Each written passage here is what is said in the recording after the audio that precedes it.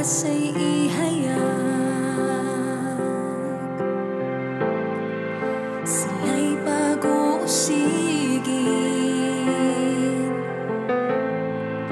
pagsubok daranasin, kay Kristo sila'y nabubuhay, ang mamatay ay pakinabang, oras ng katotohanan, dala ng puno ng sambahayan, di mapasusubalian, kanyang pagkahirang.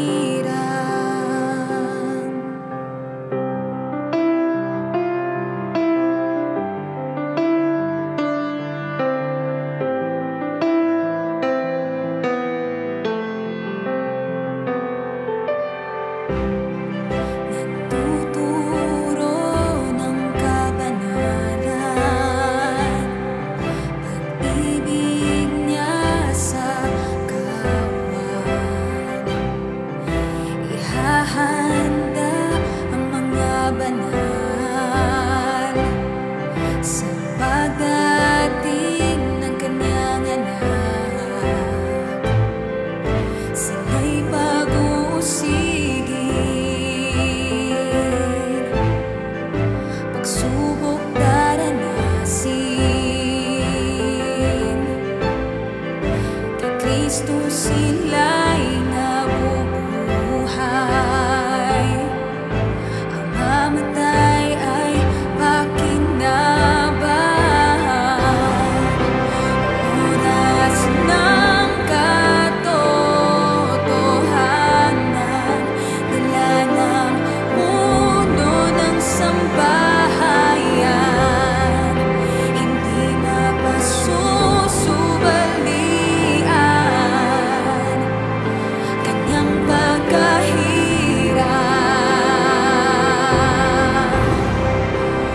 Oras ng katotohanan, dala ng puno ng sambahayan, hindi mapasusubalian, kanyang pagkahirang.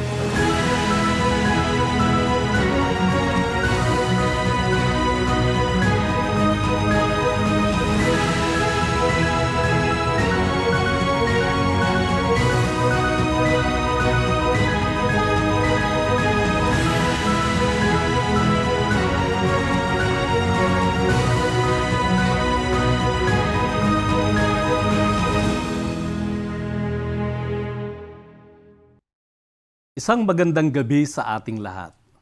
Ngayon ay December 9 at ilang araw na lang ay Pasko na. Tuwing Pasko, natural na gusto nating magbigay ng maganda at masagana. Ito man ay regalo o pagkakawang gawa sa iba. Ito ay ilan lamang sa mga bagay na nakapagbibigay saya sa atin, gayon din sa ating mga mahal sa buhay. Pero, ano nga ba ang totoong nakalulugod sa Diyos sa panahon ng Pasko? Minsan, sa dami ng handa o plano natin, nakakalimutan nating ang pinakamagandang maiaalay sa Panginoon ay ang pusong tapat at handang sumunod sa Kanya. Kaya ngayong gabi, ating mapapakinggan ang mensahe ng Diyos na dadalhin sa atin ng guro ng Oras ng Katotohanan Classics, our late Apostle Arsenio T. Ferriol, na may pamagat na Paano Maging Kalugod-lugod sa Diyos. Sapagkat ikaw ay aming Diyos, karapat-dapat ka ng aming pagsamba, karapat-dapat ka ng aming pagluluwalhati. Amang Diyos, habang kami ay sumasamba sa iyo at nagpupuri sa iyo, sawayin mo ang mga lalang ng kaaway laban sa iyong mga anak. Alisin mo ang mga hadlang at sa iyong kapangyarihan ay iyong ibuhos ang iyong mayayamang biyaya sa bawat isa na sumasamba sa iyo. Paabutin mo ngayon ang iyong mayamang biyaya sa bawat kabahagi sa iyong mga salita na siyang katotohanan. At kilusin mo kami ng iyong Espiritu upang ang aming mga isipan at puso ay sandali, Panginoong, maiugnay sa iyo nang walang anumang kabalahan at hadlang. At samantalang kami nagbubulay ng iyong salita, ang iyong Espiritu ang magturo at magbigay sa amin ng kaliwanagan, magbigay sa amin ng bagong pangitain at ng bagong pag-asa, ng bagong kalakasan. Amang Diyos, ang bawat isa ngayon sa iyong mga anak na naghihintay, Panginoon, ng iyong pagpapala, lalong-lalo na, Panginoon, sa mga nangangailangan ngayon din ng iyong hipo, sa mga mayroong katawang kumikirot dahil sa karamdaman, mga sakit na hindi maunawaan, sa pangalan ni Kristo Jesus, amang Diyos, hipuin mo at ikaw ang magpagaling. Ang mga karamdaman na nagpapahirap, na hindi malunasan ng karunungan at kakayahan ng tao, sa pangalan ni Kristo Jesus, aming sinasaway, aming inaangkin ng kagalingan. Ang bawat kabagabagan na nagpapahirap sa bawat isa, gaya ng pagkikahos, ng gutom, Panginoon, tulungan mong madama nila na ikaw ay tapat na Diyos. At sa sandaling panahon ng aming mga pagtitiis, kung sa mga sandaling ito'y aming sampalatayanan ka't unahin ka, ang iyong paghahari sa amin ay aming unahin, at ang paghahanap ng iyong katuwiran, gaya ng iyong pangako, ama, ibubuhos mo sa amin ang lahat ng bagay. Amang Diyos, ikaw ngayon ang magpadama sa aming kalagitnaan, na ikaw ay aming kasama, sapagkat ikaw ay Espiritu, at ikaw ay aming sasambahin sa Espiritu. At sa katotohanan na ang iyong mga salita'y nagtuturo sa amin at nagpapalakas. O amang Diyos, tanggapin mo ang kapurihan at ang aming pagpapasalamat sa lahat ng iyong ginawa na at gagawin pa, sa pangalan ni Kristo Jesus na aming tagapagligtas at darating na hari. Ito po ang aming dalangin. Amen. Purihin ang Panginoon. Ang ating ngayong teksto ay masusumpungan sa Lucas pangkat 2, mga talatang 13 at 15. At bigla nakisama sa mga anghel ang isang karamihang hukbo ng langit na nagpupuri sa Diyos at nagsasabi, luwalhati sa Diyos sa kataas-taasan at sa lupa'y kapayapaan sa mga taong kinalulugdan niya. Purihin ang Panginoon. Ito ang pangalawang nilalaman ng mensahe ng anghel. Ang una, ang sabi ay mga gala kayo, sapagkat hindi dapat kayo matakot, dinadalhan ko kayo ng mabuting balita na mayroong malaking kagalakan na pupuno sa bayan. Sapagkat sa inyo ay pinanganak sa bayan ni David ang isang tagapagligtas, siya ang Kristo, ang Panginoon sa langit. Purihin ang Panginoon. Ito ay nasa verse 10 and 11 At ang ating binasa ngayon ay ang second message of Christmas. Ang sabi, ang Diyos ay mapapurihan at luwalhatiin sa kataas-taasan at sa lupa'y kapayapaan sa mga taong kinalulugdan niya. Purihin ng Panginoon. Sa makatwid, hindi pala lahat ng tao ay mayroong kapayapaan. Ang sabi ng banal na kasulatan, babasahin natin ulit, kapayapaan sa mga taong kinalulugdan niya.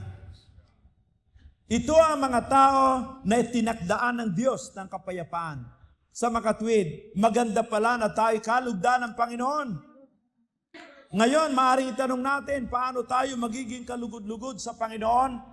Maaaring isipin ng iba na kung siya'y maraming pera, maganda ang kanyang damit, malaki ang kanyang tahanan, siya'y mabait, mapagbigay, siya ay kalugod-lugod sa Panginoon. Maaaring sabihin naman ng iba na siya'y bantog at makapangyarihan o siya'y marunong. Paano kaya magiging kalugod-lugod sa Panginoon? Ngunit ano ang sabi ng Biblia? Paano ang isang tao magiging kalugod-lugod sa Panginoon? Babasahin natin sa Hebreo Kapitulo 11 at talatang 6 ay ganito ang sinasabi. At kung walang pananampalataya ay hindi maaaring maging kalugod-lugod sa Kanya, sapagkat ang lumalapit sa Diyos ay dapat sumampalataya na may Diyos at siya ay nagbibigay ganti sa mga nagsisihanap sa Kanya. Ganito palang pamantayan ng Diyos upang maging kalugod-lugod sa Kanya. Kung walang pananampalataya, ay hindi maaaring maging kalugod-lugod sa Kanya. Sa makatuwid, ang kailangan ng isang tao, anuman ang kanyang kalagayan sa buhay, ay pananampalataya. Purihin ang Panginoon.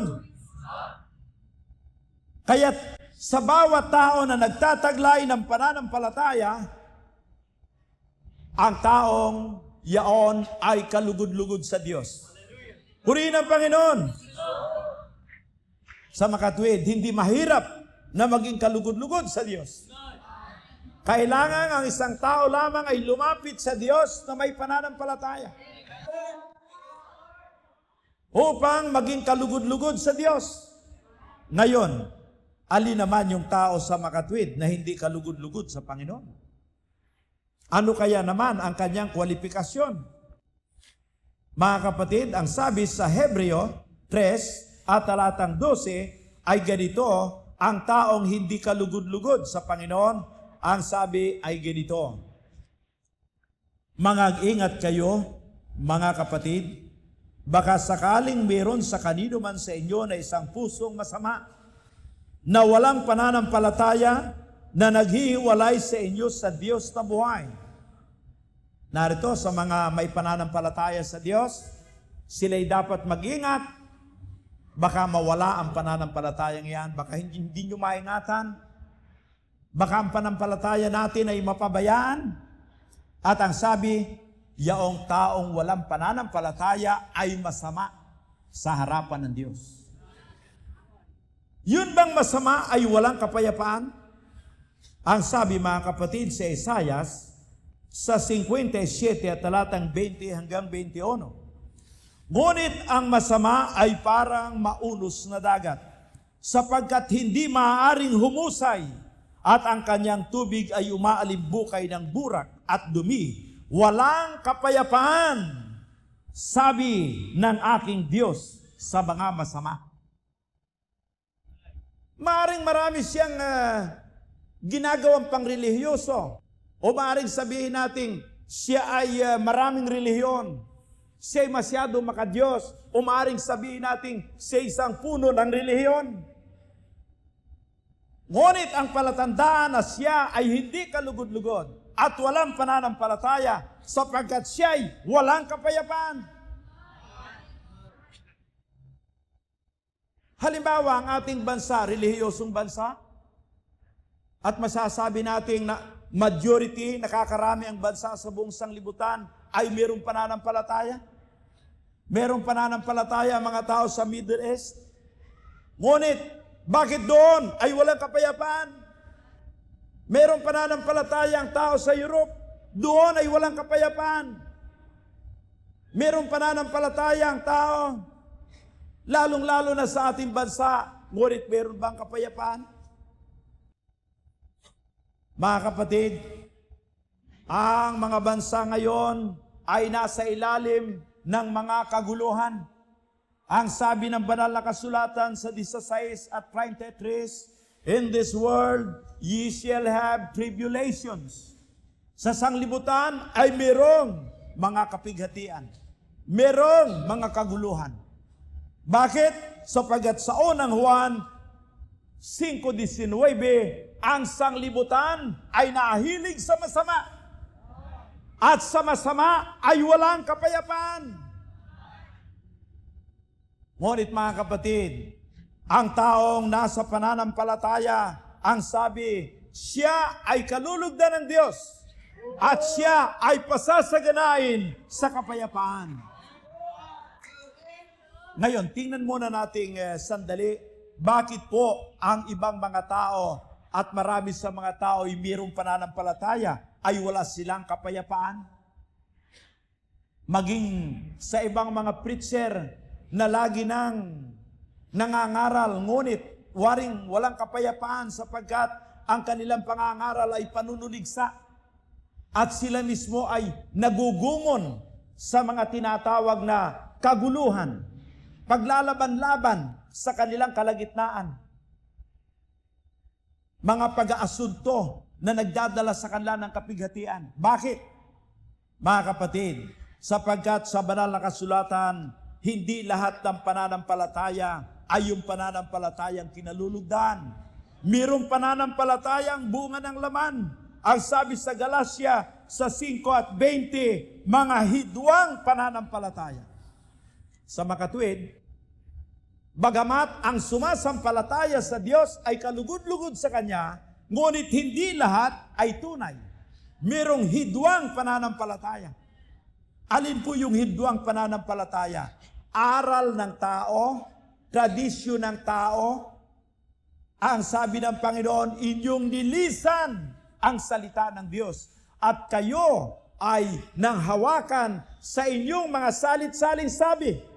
Marcos 7:7 hanggang 8. Kaya't huwag ninyong pag-alinlanganin ang inyong sarili na inyong sabihin, ay bakit si Juan nagsisimba, ay walang kapayapaan? O bakit ang ating bansa, relihiyoso, ay walang kapayapaan? Baka naman sabihin ninyo, namamali ang Biblia. Kaya nililiwanag din ang Biblia. Kung mayroong mga taong relihiyoso at walang kapayapaan, ay hindi namamali ang Biblia. Itinuturo ng Biblia na mayroong mali at hidwang pananampalataya. Ngayon, alin yung pananampalataya na kinalulugdan ng Diyos? Na ang sabi, sila ay mayroong kapayapaan. Alin yung pananampalatayang yon? Inyong mapapansin na wala tayong sinasabi na hindi natin binabasa sa Biblia. Pagka ang isang tao ay magsalita nang hindi binabasa sa Biblia, ang kanyang sinasabi, ang mga salitang yon ay walang liwanag. Yan ang sabi sa Isaiah 8:20. Alin yung pananampalatayang iyon na kinalulugdan ng Diyos? Ang sabi sa Roma 10 at talatang 17, kaya nga ang paniniwalay nanggagaling sa pakikinig at pakikinig sa pamamagitan ng salita ng Diyos. Faith cometh by hearing and hearing the Word of God. Purihin ang Panginoon. Yung salita ng Diyos ay pakikinggang lagi. Alin yung salita ng Diyos? Ang sabi sa Biblia, sa 10 at 15, mga kapatid, yaong masayang balita o good news o gospel na ipinapangaral ng mga sugo ng Diyos. Yan ang sabi sa talatang 15. May mga taong naniniwala sa sugo, pero mali ang kanilang pinapaniwala ang sugo. Ang kanilang pinapaniwala ang sugo, yung wala sa Biblia. Merong naniniwala sa gayong sugo. Mga kapatid, ang nasa Biblia, hindi ko sa inyo ipapaliwanag, babasahin ko lang, Lucas 11:49, ayon sa karunungan ng Diyos, magsusugo ako sa kanila ng mga propeta at mga apostol. Ito ang tinatawag sa 2 Peter 1:21 na men of God spake as they were moved by the Holy Spirit. Ito yung mga tao ng Diyos na ang kanilang katungkulan, they are men like us, pero tumanggap sila ng pagkahirang. Sila ay tumanggap ng karapatan upang humayo. Sila ay mga propeta at mga apostol. Purihin ang Panginoon. That is God's wisdom, ang sabi ng Panginoon. Kung ang iba'y mayroong alam na iba pang mangangaral na hindi napapaloob sa mga katungkulang ito, iyan ay hindi God's wisdom. Hindi na natin sasabihin because God's wisdom is to send prophets and apostles. Purihin ang Panginoon. At ang sabi, mga kapatid, kung inyong itatanong, bakit pastor, meron din tayong ilang kapatid na parang wala sa kapayapaan, sapagkat mga kapatid, hindi mali ang Biblia, yung tao ang mali. Bakit? Sapagkat siya'y tinamad sa pakikinig sa salita ng Diyos. Ang sabi, by hearing and hearing the Word of God. Purihin ang Panginoon. Glory to God. Kaya yung mga may eternal life, mga kapatid, nagpapatuloy na nakikinig. At kasama dyan ang pagbabasa. Mapapalad ang mga nakikinig at nagbabasa at gumaganap ng salita ng hula. Purihin ang Panginoon. Glory to God. Kaya pagka tayo ay nakikinig, nagbabasa at gumaganap ng ating napapakinggan, tayo ay kalugod-lugod. Purihin ang Panginoon. Ngayon, alin ang mensahe noong salitang ating napapakinggan? Mga kapatid, ang sabi, sapagkat kung ipapahayag mo ng iyong bibig si Jesus na Panginoon at sasampalataya ka sa iyong puso na binuhay siya maguli ng Diyos sa mga patay, ay maliligtas ka. Purihin ang Panginoon. Alin yung pananampalataya na kalugod-lugod sa Diyos na ating napapakinggan sa mga sugo ng Diyos na itong si Jesus ay siya ang Panginoon. Ito ang salita ng mga anghel. Ang sabi ng anghel nang ipahayag kung sino itong ipinanganak, His name will be called Jesus. Jesus is the son of Joseph and Mary. Siya'y tao, simpre pinanganak na tao. Hallelujah! Ito mga kapatid, na si Jesus ay kailangang tanggapin mo na Panginoon at Kristo sa langit. Purihin ang Panginoon. Ipapahayag mo, kayang sabi sa 18 ng kasulatan, ang aming salita ay malapit sa inyong puso, malapit sa inyong bibig. Ang laman ng ating puso at isipan ay si Jesus, Panginoon. Purihin ang Panginoon. Na ang Panginoon ay nagkatawang tao. Jesus is the man. Mga kapatid, si Jesus ang tao. Bakit siya ang tao? Siya ang pangtubos. Siya ang hain sa ating kasalanan. Hindi pwede maging hain sa kasalanan ng anumang bagay. Ang ating religion, ang ating mga gawa, ang ating sariling katuwiran, hindi maaring hain sa Diyos. Meron lamang isang hain kalugod-lugod sa Diyos. Ang sabi sa Hebreo 10:5, ikaw ay hindi nalulugod sa mga handog na susunugin. Ano yung mga handog na susunugin? Ng mga dugo, ng mga baka, ng mga kambing, o ng kalapati man. Ngunit isang katawan ay inihanda mo sa akin, sabi ng Panginoon. A body thou hast prepared for me. Ano yung katawang yon? Upang ihandog sa ating kasalanan. Kaya yung tao na mayroong pananampalataya sa mga salita ng Diyos ay nasa kanyang puso at isipan na si Jesus ay kanyang Panginoon. Inyong mapapansin na sabi sa Isaiah 9:6, ang isang sanggol ay ibinigay sa atin ang isang batang lalaki ay ibinigay sa atin at ang pamamahalay maatang sa kanyang balikat at siya'y tatawaging Prinsipe ng Kapayapaan. Praise the Lord!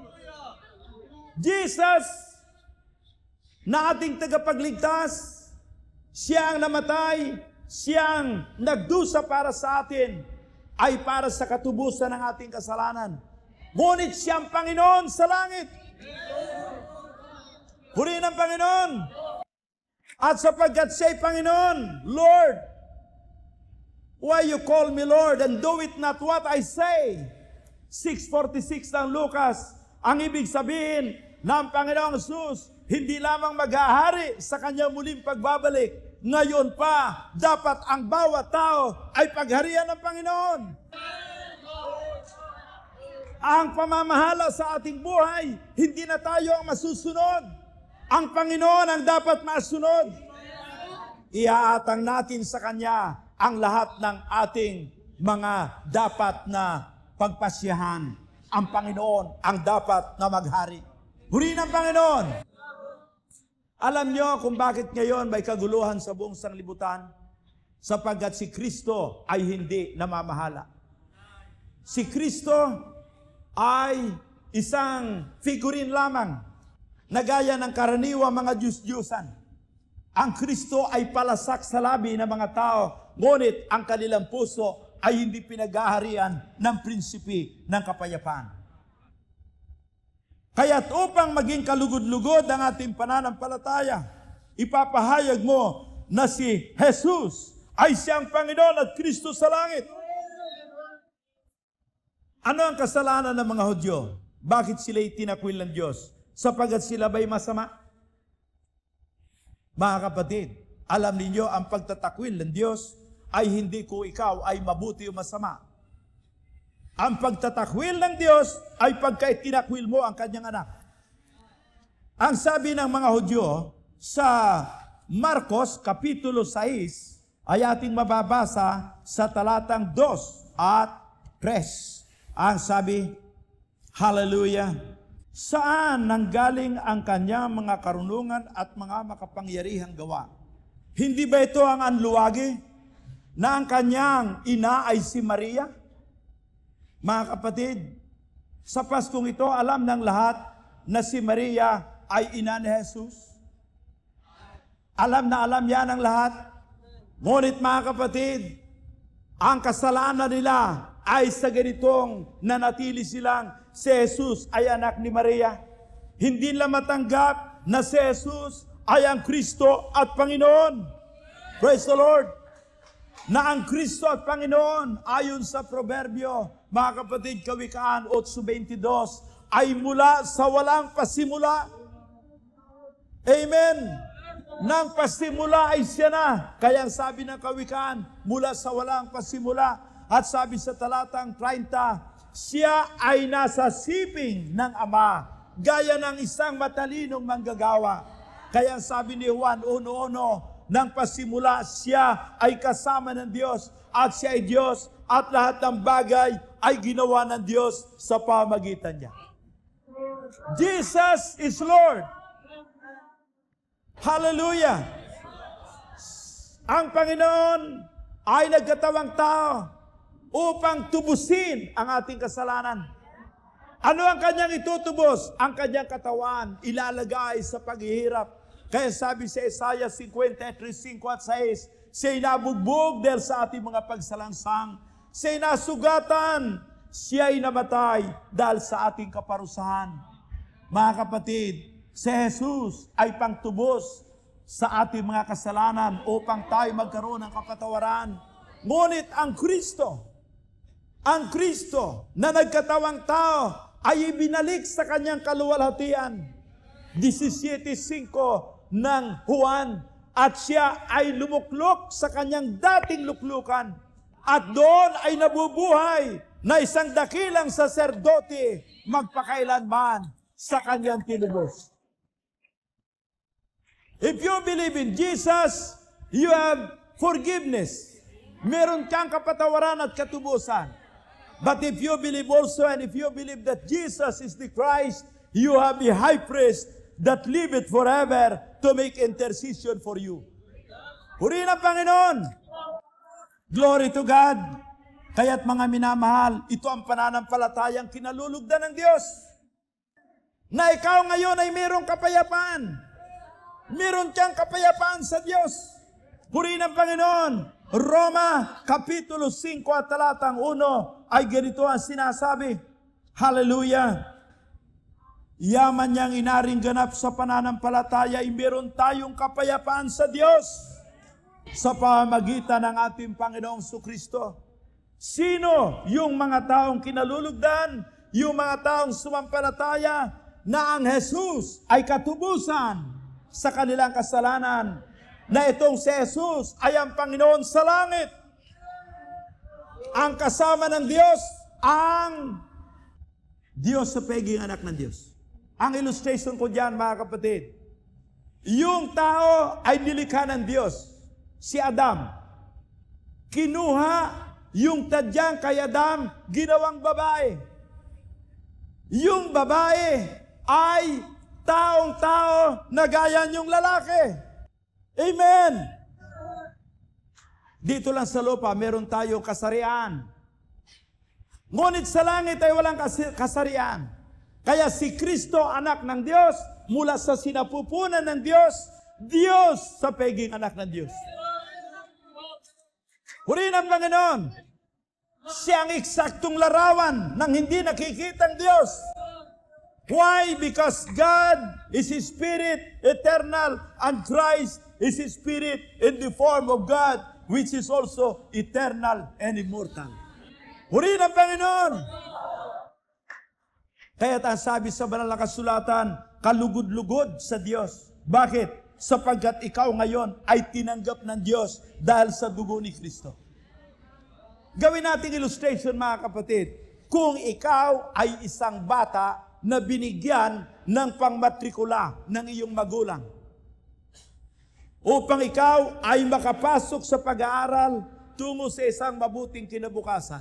Yung pangmatrikula mo, itinaya mo ng huwiting. Masyadong popular yung huwiting. Pambihira yung huwiting, nakatago, pero ang ebanghilyong ipinapangaral, mukhang mas gusto ng mga taong huwiting kahit lihim popular. Itinaya niya yung kanyang pera, hindi siya magiging kalugod-lugod sa kanyang ama. Hindi na siya tatawagin, anak ko. Siguro pagdating niya sa kanyang bahay, tatawagin siyang, anak ka ng huwiting. Mga kapatid, si Jesus ay ating tagapagligtas. Siya ang ating manunubos. Tanggapin natin siya na tagapagligtas at manunubos. At doon ka makapagsasabing, praise the Lord, hallelujah. Bakit? Merong kagalakan ka ng kanyang kaligtasan. Purihin ang Panginoon. At mga kapatid, pagkatapos kay maligtas, ikaw ay inaring ganap, you are justified. The Bible says, the just shall live by faith. Purihin ang Panginoon. Ang mga inaring ganap, mabubuhay sa kanilang pananampalataya. At mga kapatid, ang sabi ng banal na kasulatan, ang mga alagad ng Panginoon ay nabuhay sa pananampalataya. Hindi na sila nabubuhay sa kanilang sarili. Nabubuhay sila para sa Diyos. Purihin ang Panginoon. Kaya ang taong kalugod-lugod sa Diyos, hindi lamang sumampalataya sa kaligtasan, siya'y sumampalataya na ang kanyang nalalabing buhay ngayon ay para sa Diyos. Hindi na tayo matatakot. Hindi na tayo matatakot ng mga salot na darating. Sapagkat ang Panginoong Jesus ay gumawa sa atin ng katubusan. Ang sabi sa unang Pedro 2:24, sa mga latay niya, tayo ay nagsigaling. At sabi rin ng banal na kasulatan, sa sanglibutan ay magkakaroon ng mga kagutom. Ngunit ang sabi ng Panginoon, kung tayo manunumbalik sa Diyos at magsisisi sa ating mga kasalanan, ang kaginhawahan ay darating sa atin. Wala kayong alam kung paano kayo giginhawa. Ano ang inyong gagawin? Just believe God. Pag inyong sampalataya ng Panginoon, magagala kayo, ingatan niyo ang pananampalataya. Ang sabi ng Panginoon, Ako'y nakapanumbalik na sa Kanya. Ako'y giginhawa. Purihin ang Panginoon. Talo mo pa ang mayaman kung ikaw'y maginhawa. Sapagat ang kaginawahan ay mula sa puso. Purihin ang Panginoon. Mula sa isang malayang espiritu, mula sa isang kaluluwang hinugasan, mula sa isang kaluluwang may kagalakan nakakatawag na si anak ng Diyos. Ang sabi ng Panginoon, hindi kita pababayaan, hindi kita iiwanan. You are more than the sparrows. Higit ka kaysa mga maya, higit ka kaysa mga hayop. Ikaw ay nasa kamay ng Diyos. Purihin ang Panginoon, hindi ka na matatakot. Inyong mapagtatagumpayan ang sanglibutan. Sa sanglibutan ay maraming mga kapigatian. Ngunit, ang sabi ng Panginoon, iniiwan ko sa inyo ang aking kapayapaan. Who is our peace? God is our peace. Let us live by faith. Tayo'y hinaring ganap, tayo'y tinubos, tayo'y pinatawad, tayo'y mga anak ng Diyos. Manampalataya tayo at mabuhay sa pananampalataya. At sabi ni Pablo sa Filipos 4:9, kung inyong gagawin ang mga bagay na inyong nakita at natutuhan sa akin at narinig, ang Diyos ng kapayapaan ay sa inyo. Let this Christmas be our peace. Purihin ang Panginoon. Inyong subukin ngayon ang ating mga buhay. Tayo mayroong kapayapaan. Dahilan sa tinanggap niyo ang pananampalataya. Tayo manalangin. Hallelujah. Glory to God. Tayo manalangin. Glory to Jesus. O Ama namin Diyos, salamat po sa pagsambang ito na ikaw ay aming kasama. Hallelujah! Na ikaw ay sumaming kalagitnaan at ang iyong mga salita ay makapangyarihan, Panginoon, na kumilos sa aming mga puso. Nag-aalab ang aming mga puso sa iyong mga salita at ang aming mga pag-iisip at damdamin ay nagkaroon ng pangitain at kami nagagalak sa iyong katapatan sapagkat ang iyong pangako'y pahapangyarihin mo sa amin. Tunay, Panginoon, ang kagalakan mula sa iyong pagliligtas ay nagiging kalakasan namin na ngayon ay wala na kaming takot sa mga bagay na lalang ni Satanas at ng tao. Kami may kagalakan sa iyong mga pangako. Tanggapin mo ang aming pagsamba. Tanggapin mo, Panginoon, ang aming pananampalataya. At pagtibayin mo na kami ligtas na kami ay mga anak ng Diyos at tagapagmana ng iyong kaharian at buhay na walang hanggan. At kami ngayon ay gawin mong tagapagpayapa. Sapagkat sinabi mong mapalad ang mga mapagpayapa, sapagkat sila'y tatawagin mga anak ng Diyos. Gawin mo kaming kapayapaan ng aming mga mahal sa buhay. Dalhin namin sila sa iyong makapangyarihang pag-ibig at pagliligtas. Panginoon, salamat at kaming mga anak mo ay merong amang nagmamalasakit. Ikaw na Diyos na nakakagawa ng lahat ng bagay, na alam mo ang lahat ng bagay. Ikaw ay aming Ama. Panginoon, wala kaming kailangang hindi mo mapupunan ngayon. At kami sumasampalatayang pinunan mo na. Sa pangalan ni Kristo Jesus na aming tagapagligtas. Hallelujah. Glory to God. Tunay ngang ang pinakamagandang handog natin sa Panginoon, ngayong Kapaskuhan ay ang buhay na nakalulugod sa Kanya. Isang pusong sumusunod, nagtitiwala at tapat sa Kanyang kalooban. Patuloy niyo pong mapapakinggan ang mga mensahe ng ating late Apostle Arsenio Ferriol sa Spotify at Apple Podcast. I-search lamang ang Oras ng Katotohanan Classics, i-follow ito at i-click ang notification button upang maging updated sa mga bagong uploaded messages. At huwag niyong palalampasin, tuwing linggo, 7:00 ng umaga sa TV5, ang programang Oras ng Katotohanan with Apostle Jonathan S. Ferriol. Pakinggan din natin ang mga mensahe ng pag-asa, biyaya, at kaligtasan na patuloy na nagdadala ng liwanag sa maraming buhay. Maraming salamat po sa inyong panonood. Ako pong muli si Pastor Rod Surilla, at kung kayo po ay may mga katanungan o prayer request, maaari po kayong makipag-ugnayan sa amin sa mga numerong naka-flash sa inyong screen. Naway matutunan natin na higit pa sa anumang regalo o selebrasyon, ang pagsunod at pag-ibig sa Diyos ang tunay na diwa ng Pasko. Muli, ito po ang Oras ng Katotohanan Classics. Hindi mapasosubalian kanyang pagkahirap.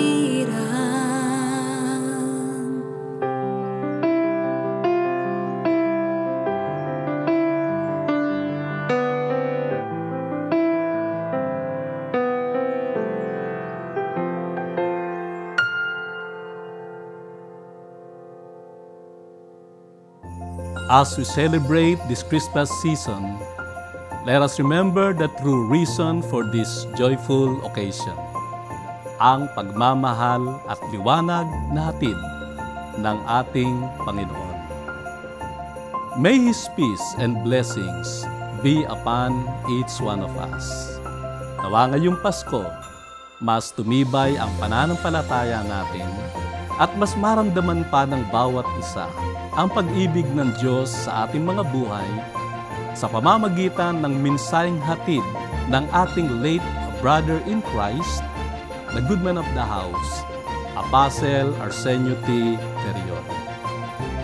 Panoorin at pakinggan sa Fourth Watch Media Facebook at YouTube accounts at maging sa Spotify at Apple Podcast. Mula po sa bumubuo ng programang ito ng Oras ng Katotohanan Classics, Merry Christmas po and God bless us all.